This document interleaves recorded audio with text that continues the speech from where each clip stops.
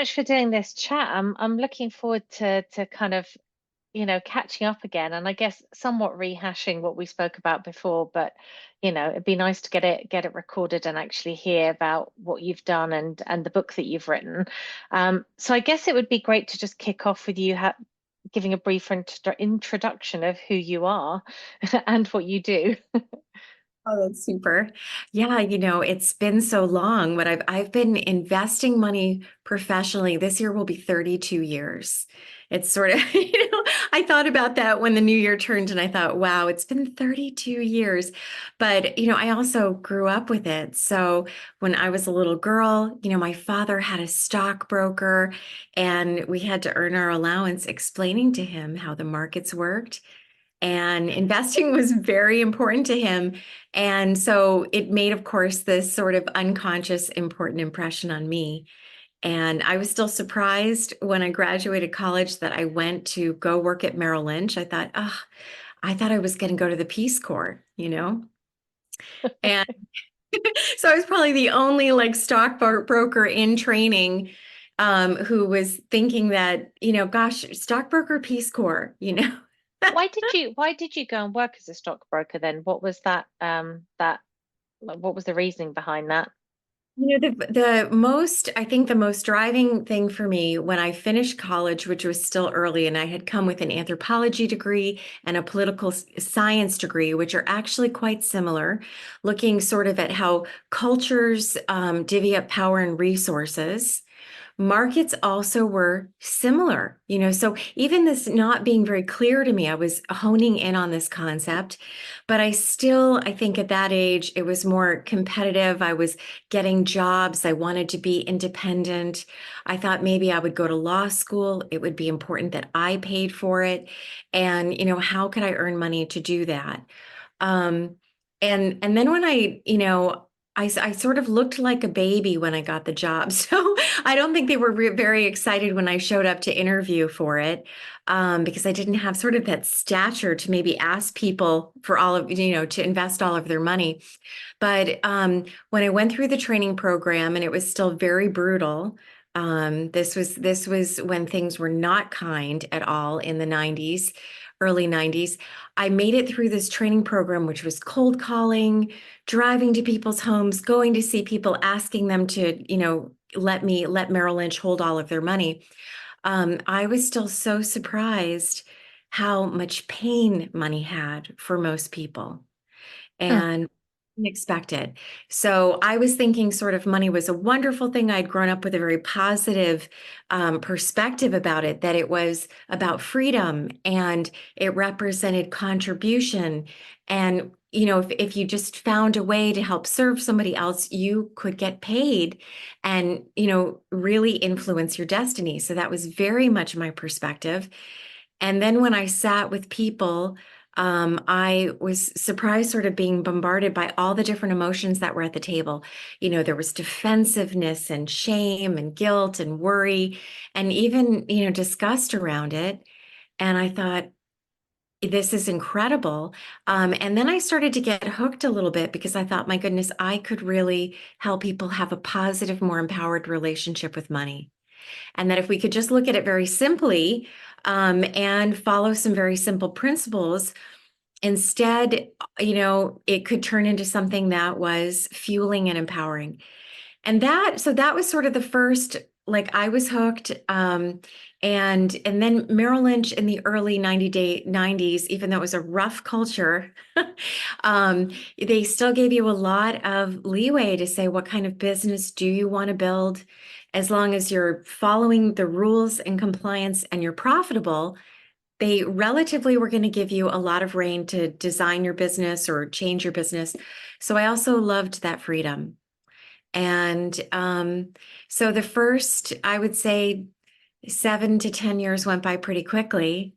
I worked huge hours. Most of my 20s were working big, big weeks building that business. But so I was surprised. When you say building the business, like for people who don't know the wealth management business, can you talk about that? I mean, are you kind of working as an independent contractor, and is it down to you to essentially build a book of clients and make them profitable? Essentially, yes. I mean, still the formal structure would more be like an in-house franchisee. So you're still a W-2 employee. You're still getting paid by the company. They give you sort of what the different dynamics would be to get paid. But in essence, you're also deciding how big your business is going to be or how much you're going to get paid. And, you have to be successful in your efforts, but no one would say to you, here's your salary or here's, how much money you could make. So depending how much energy and talent and all of that resource, you had a lot of autonomy. And still, I started in 92 when asset management was beginning. So the old kind of probably rough stockbroker movies or market movies were fading away, and it was turning into a profession. Much of that industry was getting cleaned up in a very big way, and it was important that stockbrokers were becoming financial planners, that they were getting certified and having all different kinds of designations. So you almost had that clash of different cultures. But really, still, what wove it together was an ethic of a strong work ethic, principles that were really based in freedom, and what I even kind of consider the American dream in the sense of you had a lot of autonomy and also ability to maintain the rewards of your labor with a good amount of integrity. And even I think, if people were being hired with less integrity or, you sort of had a mix of ethics, it wouldn't take too long for that to show up and really boomerang back. So I was surprised how much I fell in love with the business. I even became a corporate trainer for Merrill Lynch for many years, where I would go down to, we had a headquarters in Princeton, New Jersey, and I would be one of like 40 people who would teach 5-year and under new financial advisors doing well. So Mm. yeah, I had sort of almost a romance where I really loved, to my great surprise, I fell in love with it in many ways. Still being naive, but it Not interesting. And so how long were you at Merrill for? I was at Merrill Lynch for 28 years, which is really Wow.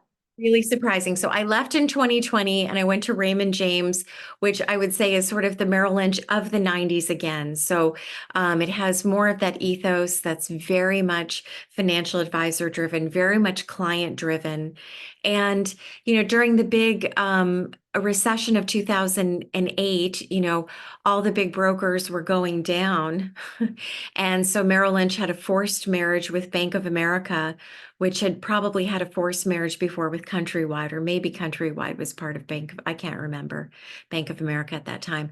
So the culture didn't change very much for probably about 5 to 7 years. We still had a dominant client-driven culture, in my opinion. And and it was not an easy marriage because it's two very different cultures between the old school Merrill and Bank of America, which is sort of very centralized, top down. And 2016, 2017, you saw a very different culture coming in the door. Mm. And so I knew I was leaving, but it still took me a few years to actually really choose to leave. So. Yeah. At what point then in this journey did you discover Bitcoin? Literally 2009. So I was sitting in my dining room, yeah, just like using it as an office in Boston. And I was researching monetary reform and how to properly create money.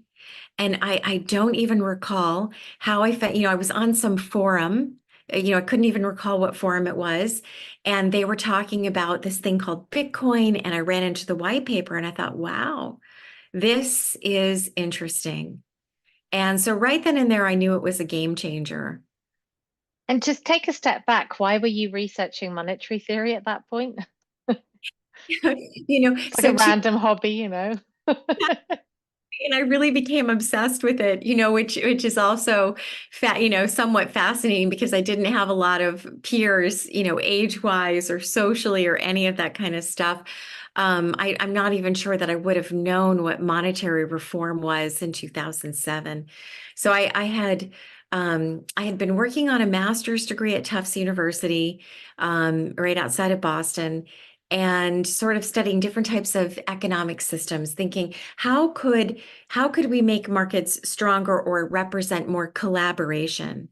And really, one of those kinds of things that you would see early on was entrepreneurs were not easily getting access to credit or small businesses that were being funded weren't necessarily representing projects that would really uplift humanity. So this might have been before the crowdfunding age, not that that has been as significant as it could be, as it will be over time. And maybe even then, sort of some I've forgotten even what it's called, the small business funding that, microfinancing was probably in vogue at that point. And so I had been studying different kinds of things, thinking, well, we're going to have a whole new system of collaboration that will still embrace markets and really give that freedom. And as I was writing my master's theory, my paper, I went back to the office and I started to notice that some very secure instruments that people would use to park money in for a down payment on a house or things that were AAA and had high liquidity were starting to move negatively in terms of price. And there was no market reason for it. So we didn't have any great movements in interest rates. There wasn't any really big concern that that was happening. And, it was eyebrow raising. So when fixed income has an inverse relationship to interest rates. And so things that are so liquid should keep the NAV or the share price of a dollar always. And when I started to see this, I thought, wow, that's strange. And I noticed it was happening. There was a reverberation happening in a lot of different fixed income instruments. And I asked a few people that I worked with or people who had been working in the business for 40 years, had sort of gone through the horrendous 70s of massive stagflation that had destroyed many people's careers. And no one had a great answer. I called the bond desk in New York at Merrill and I got big blow-offs, saying, oh, ridiculous, it's nothing. And it was consistent enough. And I could feel it in my body. I was worried. And then also some strange things were happening. Either investment companies were starting to sell off pieces of themselves, or they weren't equally doing business with one another. I think at that time I also saw Merrill sell off the insurance, some arm of their insurance business. And I thought, wow, there's your highest revenue sector. They were bringing out more and more issues of preferred stock. So they were raising money in droves. And I thought to myself, my God, something's really, really, really wrong here. And so again, I continued to call down. Everybody told me, a liquidity problem is not a credit problem. And I would think to myself, so if we have more sellers than we have buyers, at some point, when does this start to become a credit problem? So I was in a phase of life where, again, I sort of had gone back to study, really more for fun. And I was going to start another master's at Boston University. And there was some pre-program where I could go to the Middle East and get a certificate of mediation from the UN, like with the Palestinian-Israel mediation thing. And I thought this would be fun. So I knew I was going to be gone for 3 weeks. And I poked around more and more and more. And I finally said to my business partner at that time, I really think we need to move people into cash because this thing is going to blow. And he had had a lot of experience and I have tremendous respect for him. And still, again, he sort of pushed me off until finally I started calling people and putting them into cash. And then he agreed. And we did this with the bulk of our clients. Soon after that, within about 2 months, the big credit crisis started to unleash. And so this would have been July. And by the time we got to December, it was wicked, so it was the December of 2007 and the market was selling off brutally, and the crisis had really begun in earnest. And it was breathtaking for me. It was really a life-changing event. It is what put me on this path. And I had sort of already been poking around for more fair systems or more systems where people had access based on meritocracy, how they could participate more. So it was the inkling. But when I saw what happened in 2008, um, it was so moving to me and breathtaking in the sense that many of the promises that were being made to us as advisors, or how the market was supposed to work, or certainly things we were saying to clients, they weren't necessarily true. Um, some preferreds were wiped out, some weren't. And I thought to myself, my goodness, you know, this is incredible. So I stopped at that point and I started to look what really, really, really caused 2008, the crisis.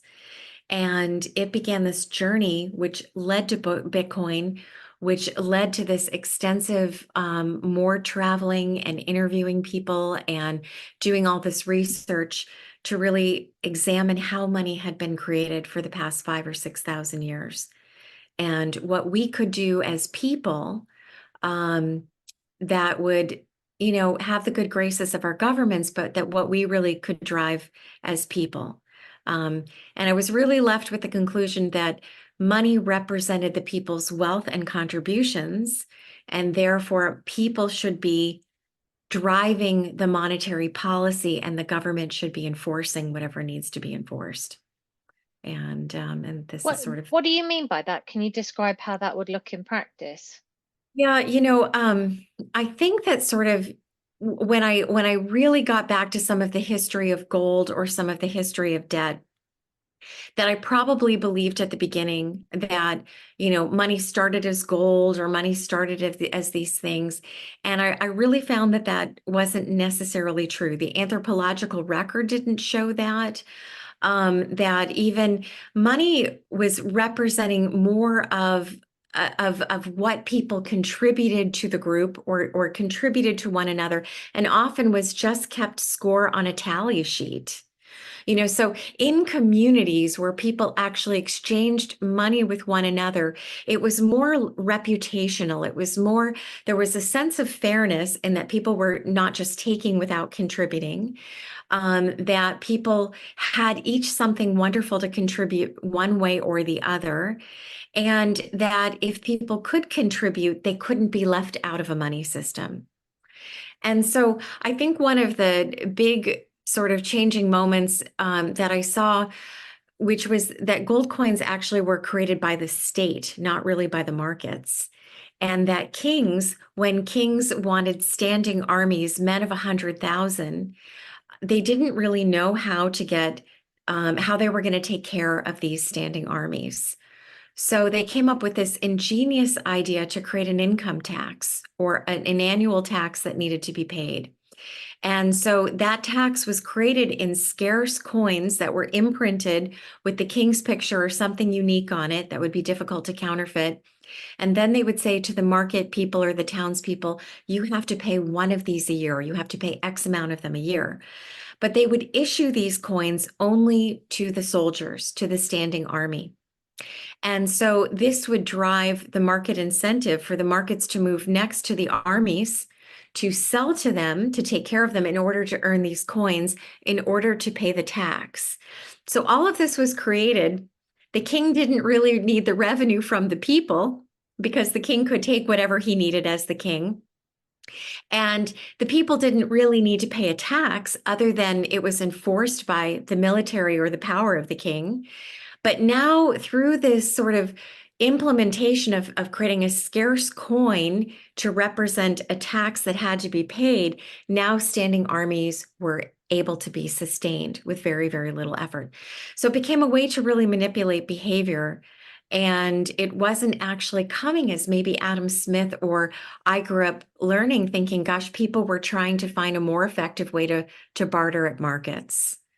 And So would you contend that people didn't need currency? They could have just carried on a barter system, or like a rye stone where you go in the public square and you just scratch on and say, this is, whoever own, like I owe you 2 hours of labor or whatever it is. Yeah. That's how it appears it was done. So largely, the record, the sort of anthropological record, has these long lists of tallies, and it still had, I'm sure, some shortcomings to it because you would sort of also get a very tribal or feeling like if you maybe people weren't as free as they might be with coins, that they still had to be in the good graces of others, so you could get some other entrapments in that. And I think that this is sort of what Adam Smith and that movement was, to say, wow, could you have more freedom?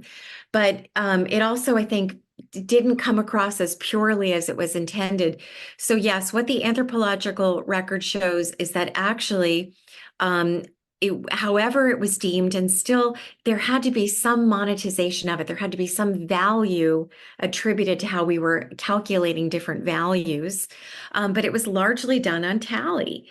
And then even in communities where there were relationships, David Graeber, in his great book, Debt, the First 5,000 Years, shows that, again, the tallies were settled by either giving a little bit more or giving a little bit less, showing that we were all sort of in debt to one another in the fabric of society.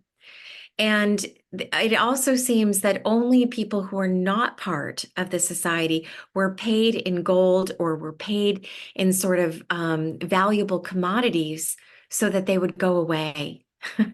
You know, Yeah, I was going to ask you that actually, because I was like, well, how would you do like international trade if you're having to have this tally system? So the tally system worked well for small communities that knew each other, and then external kind of strangers would get paid in something that more closely resembles what we know as money. right. And it really sort of, especially, and David even will spell it out in the book, saying if they were scary, or they were dangerous, and you really wanted to make sure they were happy when they went away, that this was a way to do it. And then, of course, when people began to migrate and everything else, or really had to leave in a hurry, these other types of commodities were very important. But where money sort of at its essence was tied to reputation and tied to the essence sort of more on a philosophical value of this, from a beautiful perspective of what we do for and with one another. This whole concept of tallying, or like an IOU, um, is actually how money has been done forever and still continues to happen in communities, or certainly when depressions or big, large recessions set in. Those community currencies pop up very quickly again. Yeah, Um, I seem to remember there was something similar happened in Ireland. What happened? They had some kind of a currency crisis, and they basically it's quite funny because when people talk about currency collapse and they're like, "Oh my God, what's going to happen?" And they very quickly, I think, like literally in a matter of days, started transacting based on IOUs. So it was just literally paper IOUs handed between each other about to kind of affect exchanges. Because it really is just the promise to deliver. It's the same thing. Even if we look at the Federal Reserve notes today, where we're storing our money in banks or in investment houses, as we know, which still the vast majority of the population doesn't question enough. We believe that store of value is legitimate. The culture believes it's legitimate, but it's very short. So I just laugh because I always love that quote, the Federal Reserve is not federal and it has no reserves, which is true. I know. I think I still even write in the book that it's as federal as Federal Express, right? You know, this is, and even throughout the history, throughout the United States history, when a bank for the United States was attempted to be created over and over, it still never really represented the people. It always represented a certain set of banking interests, and Mm. one of the things that really led me to the book was just the fascination of monetary history. And, on one level, to people, it could be upsetting, but I think on another level, it's so calming because it makes everything make sense. Mm. It's just not that complicated, and it makes a lot of sense. And oh boy, when it's sort of the same analogy. I think when laws are made that govern us far, far away from us, or when money is controlled far, far away from us, we have compensatingly less freedom and less ability to actually um, maintain the fruits of our labor. It's Yeah. It's very interesting actually the impact that that has, and I think about that a lot with like all of this money that's being funneled to fund various different wars. And I don't think there are very many citizens of the countries whose governments are engaging in those wars that would actually personally disperse their own money to fund those actions. And yet it kind of gets done in their name because the government's able to print a currency that it forces the citizens to use.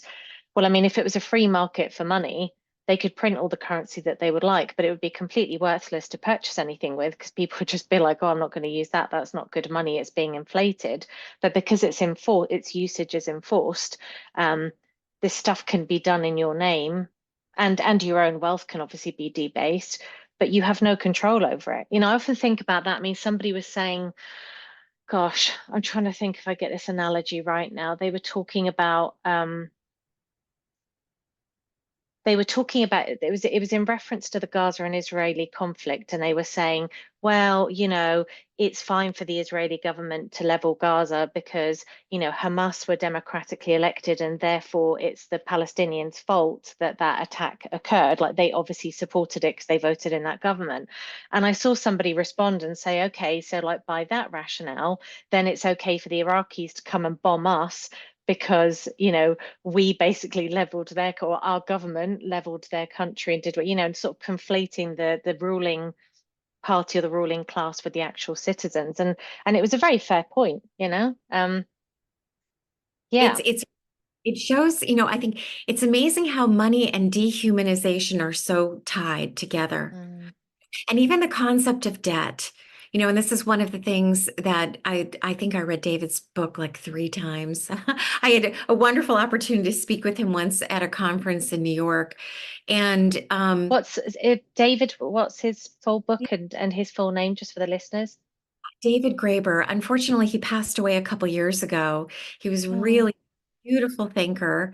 And I think his last book was like, I don't know, something like BS Jobs or just sort of how again, it's sort of this dehumanization of our labor, which, the more I looked into money, how sacred what we contribute in the most mundane ways to the most beautiful ways, and that even how we're storing that wealth that we've contributed in the type of money matters because it really represents the wealth and the effort and the sort of divine aspect of what we're contributing and from our parents and from our grandparents and our ancestors.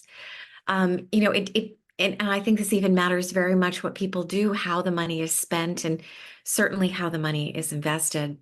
But he would point to a lot of even the IMF. When you would take the IMF with a lot of the third world countries, where this money didn't go to the people, it often went to bought off rulers, or oligarchs of those countries. And then the debt would double, would just compound at these super high rates. And the capital actually didn't go to build real new enterprise or infrastructure. So this mm. is increasing.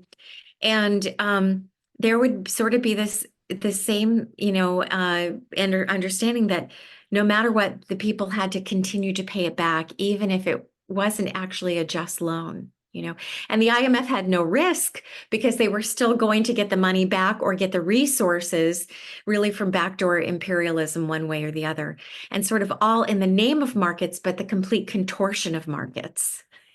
It's Yeah, it's it's funny even if you think about it in a Western context, which is obviously a lot less like I know Alex Gladstein's covered as well that stuff in IMF ad infinitum, and when I've like listened to his podcast and read that stuff, it's just shocking.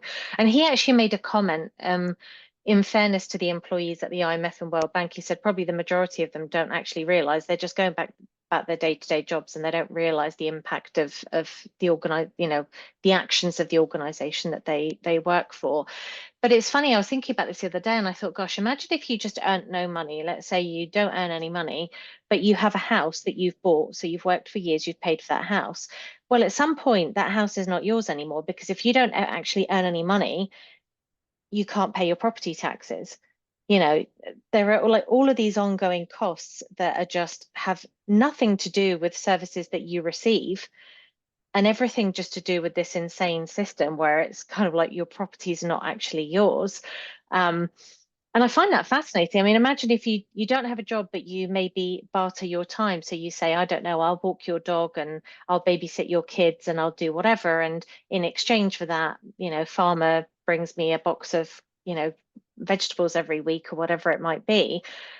But then the home that you live in eventually would get taken away from you, because the government would be like, or the council would say, well, you haven't paid your property taxes, which, by the way, are insane. When you look at the cost of property taxes, the percentage is just insane. I'm like, you're basically renting the house that you've paid for. Um, yeah, it's And kind of nuts. the dislocation in insurance on top of it, other different kinds of things. It's absolutely true. I mean, I think again, this sort of goes back to it's the age-old battle of feudalism versus freedom. And, gold money, I think, sort of during the era of Adam Smith was sold as a freedom of the way out of it. And, Bitcoin is going to be a much more fair way and a much more legitimate way to do that. This is why I do think it's the first time in history that from a across the world basis, from a peer-to-peer basis, we have the opportunity for that. And I'm sure it will still get challenged in different kinds of ways. Where I can see I'm for the ETFs, the positive of the ETFs, but also how you could see a government try to say you can only hold it with a fiduciary rather than holding it yourself. And I do feel very strongly that people have to continue to hold it themselves and fight for that regardless. But it's the age-old battle between a rentier economy, feudalism, and how important it is to have property rights. And that I also think privacy is very much akin to that. And that's one of the way, even if it sounds conspiratorial, I think a lot of the things that have been, growing in the culture are against privacy and all of these other kinds of things, part of which is fun. But the other part, when you really start to see how dangerous, when we lose all of our privacy, we very quickly lose our property rights at the same time. And when you create money out of mortgage debt, which is truly how 97% of Federal Reserve notes are created that come into our system, the inflation from the interest, and also because that money is not being created commensurate to productivity. Yeah. And that's actually the really terrible inflation that we're getting. That's really the main contortion. And it's not that these governments don't create a horrible amount of money for either money laundering and all the maybe multiple side funding of wars. Maybe all the governments are funding both sides of these wars, because I do think that war is a direct output of creating money as consumer debt. I think that if we did not create money out of consumer debt, we would not have these wars. It just couldn't happen. And, and that's probably also why the Austrians want money to be a fixed amount and coming from gold, even though history has shown that then they diluted the gold, then, then we were off the gold standard because the desire for all of this looting for through wars has been so significant. But I think that we have tremendous opportunity to make a change, and you can't do it without you cannot do it without proper money mechanics. But because we have the internet, we have blockchain, and people are willing, have more energy to look at some of these very painful, sobering realities in the world and say, maybe it's time for that to end. I think we have tremendous opportunity in front of us. Well, that's amazing. That's a very positive outlook. Can you talk then a little bit about how your book is structured, like the End of Scarcity? Like, how do you what's the journey that you're without obviously giving away too much about, about the content of the book? Like, no, it actually chronicles 7 years of my life, which could sound very boring, but it, it's actually fascinating. It's condensed into 1 year and it's written sort of in story form, so it's narrative nonfiction.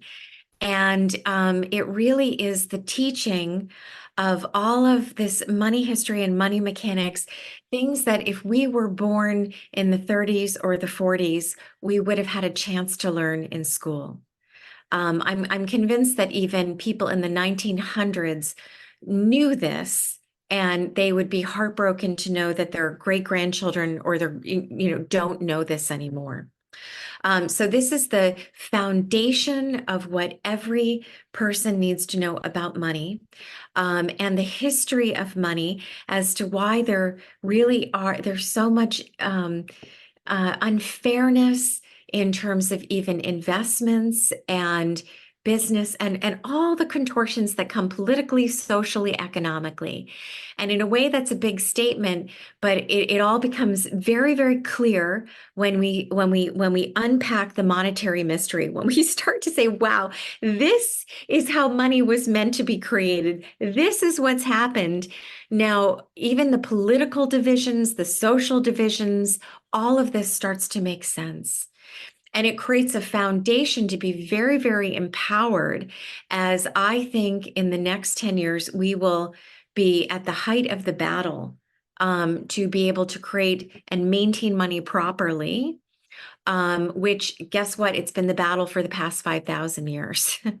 And I think many incredible things, shocking things could come down the pike to try to change the way that we live, really reduce a lot of the freedom that we have, and coming through all different kinds of campaigns.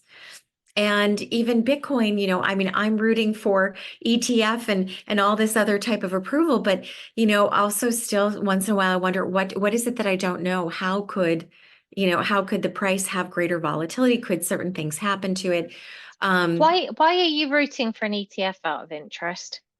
well, number one, I think that it's really important to sort of legitimize it through the systems that exist. And that may sound very antithetical to what's written in my book or to even some of the things that I'm saying. But when you get sort of this stamp of approval, you begin to wake up the masses. And I think you wake them up in a more gentle way than if a draconian central bank digital currency were to come out in 5 years or 10 years, and say, you know what? Um, there's no money for FDIC insurance. There's no money for Social Security, and climate change is on such a level that we have to have all this incredible scarcity in the physical world, and therefore everybody has to adhere to this, or we have such political instability, and even. They basically get their CBDC food stamps and they can go pick up their bugs from the store. And we no longer have a Supreme Court, all these kinds of things. These are things that I have worried about for quite some time. And for as much as I operate in the normie world, a big portion of the time, whether it's in talking to other advisors or operating with clients who just want to know they're fine. These are still things that make people profoundly uncomfortable, that they need to be not only talking about, they need to be thinking about. So a Bitcoin ETF is, I think, something that a lot of people in my world don't want. You know, Hmm. um, I would really suspect that a lot of people in traditional finance would, if they had a choice, they'd prefer to see Bitcoin fail. That would be my personal sense. Not just from people laughing at me, when I've had the conversations at work or rolling their eyes, but just because I think it's sort of when you have this dominion over the world and now something significant changes, it's very unsettling, and it's unsettling in a way that may not even be fully conscious.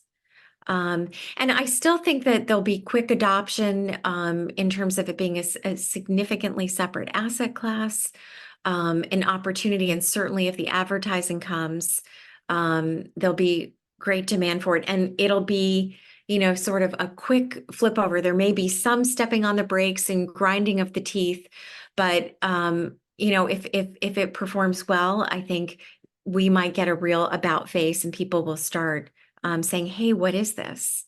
So I'm optimistic that way. I think it's important that it happens because in my opinion, it would be better if these people got on board. I don't think Do they you not think though that a lot of the kind of FUD, like the fear, uncertainty, and doubt that has been proliferated over the last few years was intentional?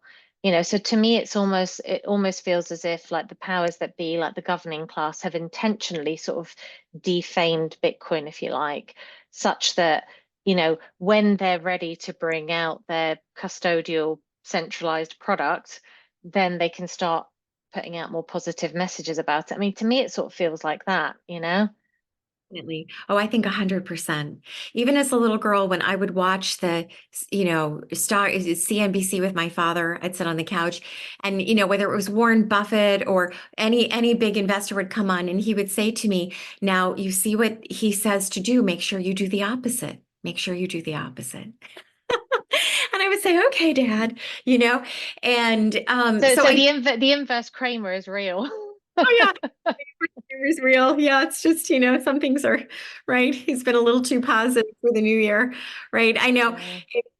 Yeah, no, and I think it's much worse, in Bitcoin. I think it's not even just market moving. I think it's really they're either buying time, trying to again claim dominion, who knows. But yes, because this is the first thing that fundamentally changes money like nothing before. So I often get an image in my mind like a big, sawed off tree, like a stake going through the solid castle moat door. This is what Bitcoin is to the financial industry. And I think it's really important.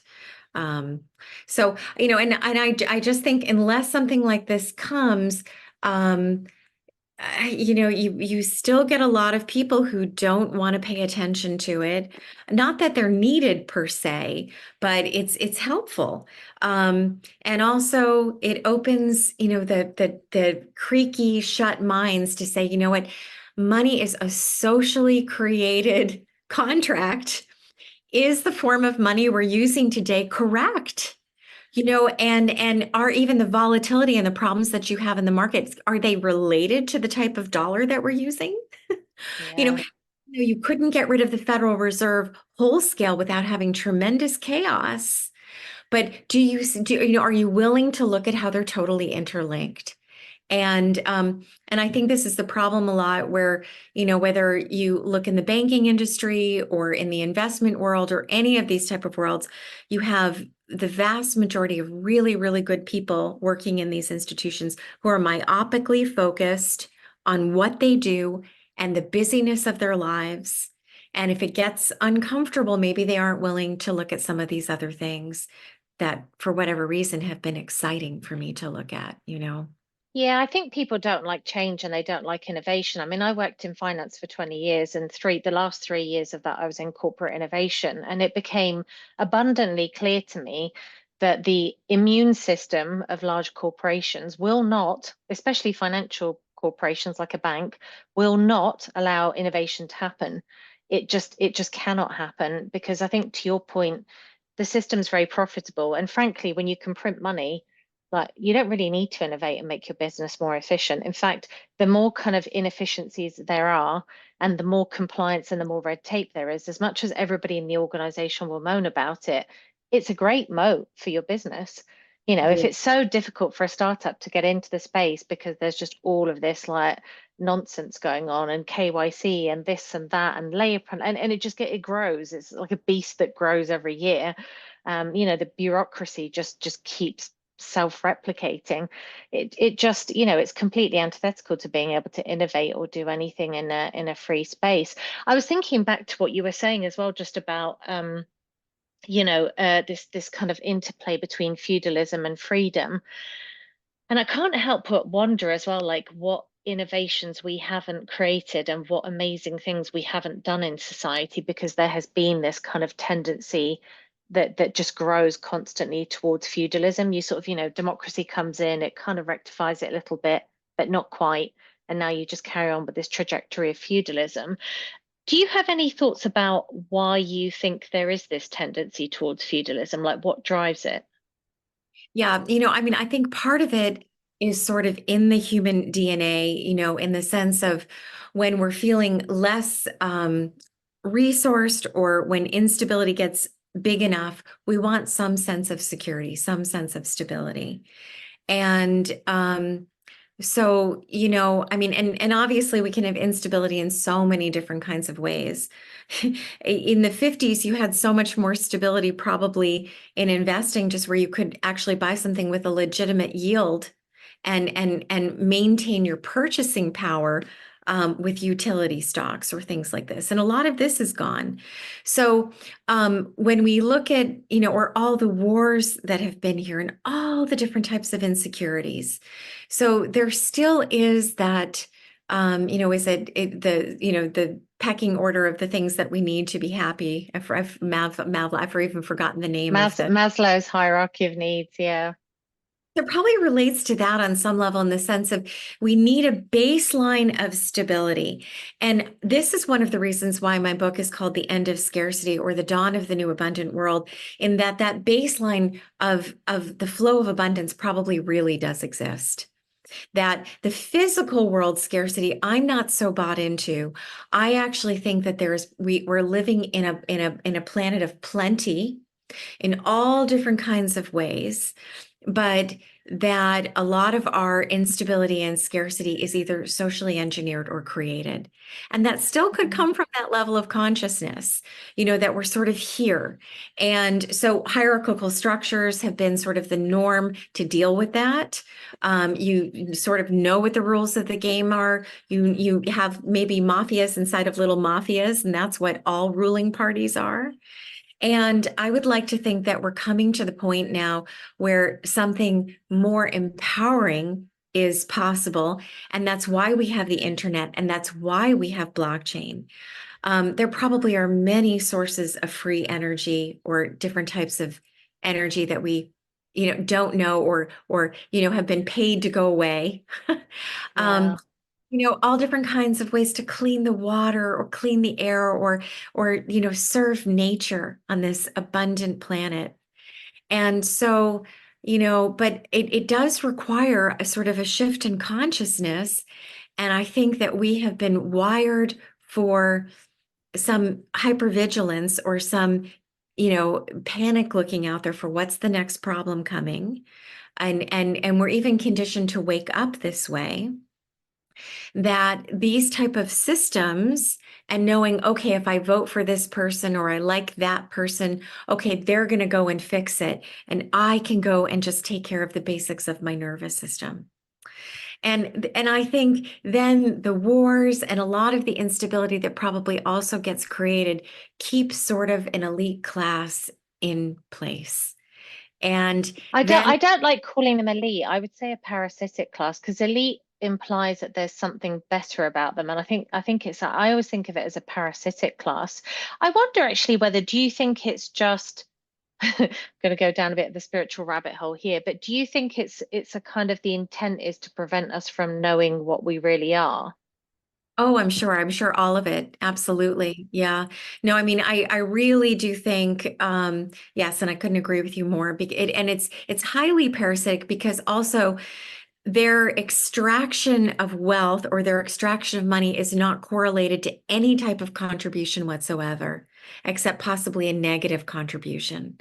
you know, and um, and so yes, I think also when we start to really, and this to me, where I've really been wanting to work with communities to help them create sort of access to their own credit to even if someone, if they weren't able to buy their own Bitcoin, but they're able to, issue their own food or these kinds of things, to turn that into a very legitimate form of alternative currency that's either priced in Bitcoin or that has the medium of exchange.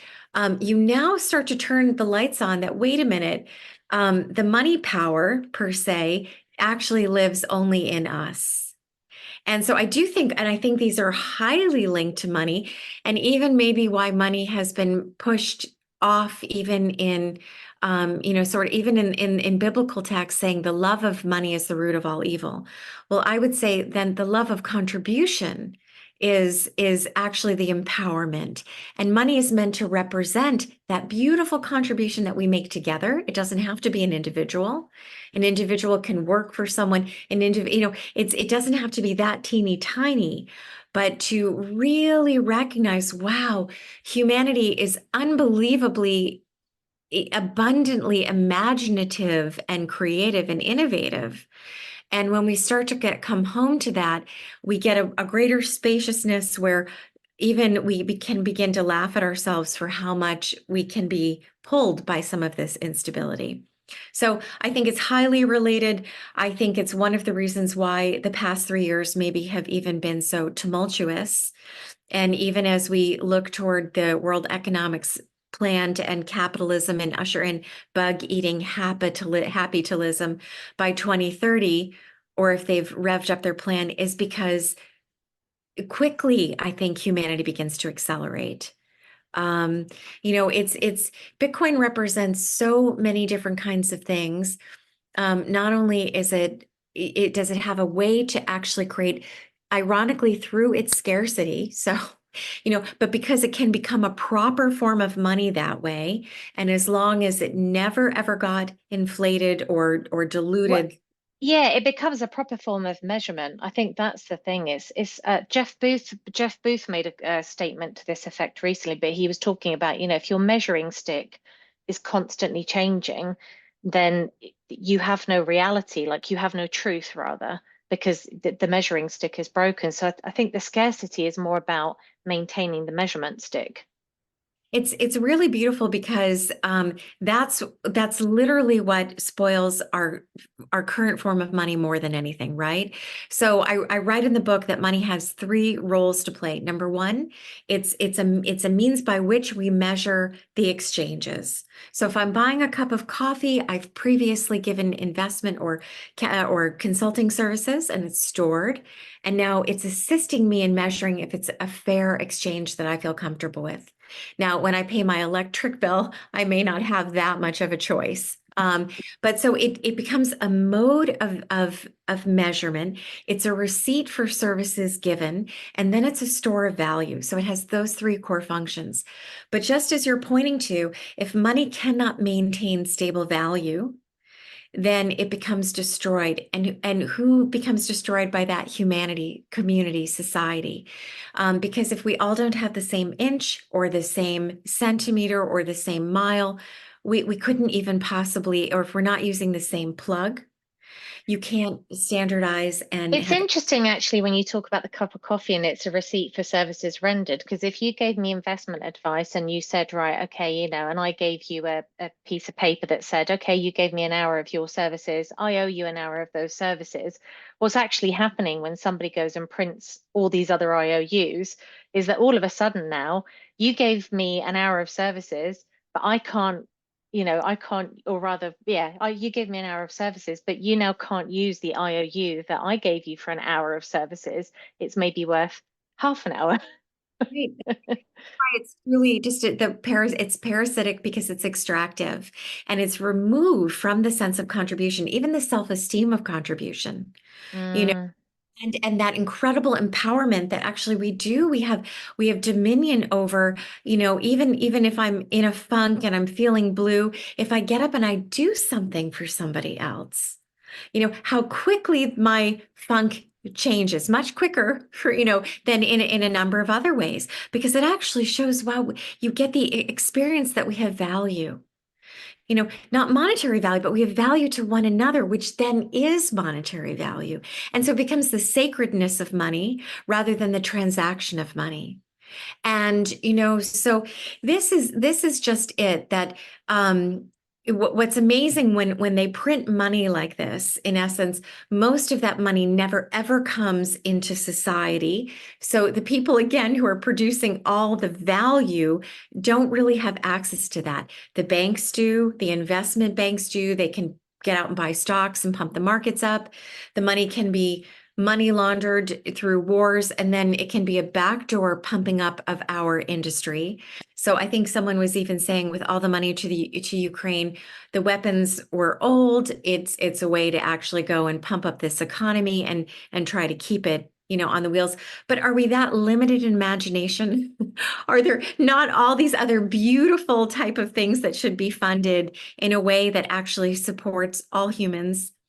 And so this is really when we start, I think when we start to have this, when the lights fully go on, to say, wow, money has no value without us. Money has no meaning without being connected to that contributive portion. So even if we say there are 21 million Bitcoin, but they can be divided into all of the small Satoshis, the amount of Satoshis that we would be used would still be commensurate with the existing amount of productivity at the time, right? Mm-hmm. So it creates this molding of stable value to say, gosh, more are being used because the people are more productive, less are being used because the people are less productive.